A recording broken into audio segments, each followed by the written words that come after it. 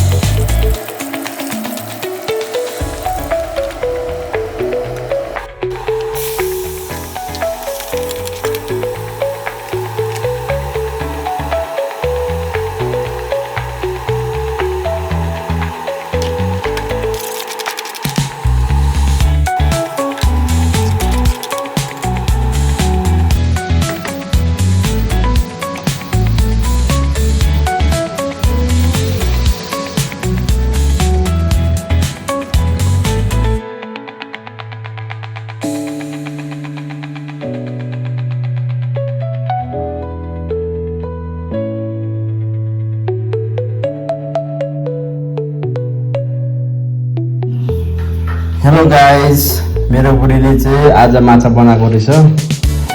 एकदम दामी बनाएको छ माछा। माछा चाहिँ खान्छु म र अहिले म तपाईहरुलाई भन्छु माछा चाहिँ कस्तो रहेछ भनेर। माछा अचार पनि बनाएको रहेछ। अचार माछा खाएपछि भन्छु ल। मेरो बुढाले चाहिँ खाँदैछ।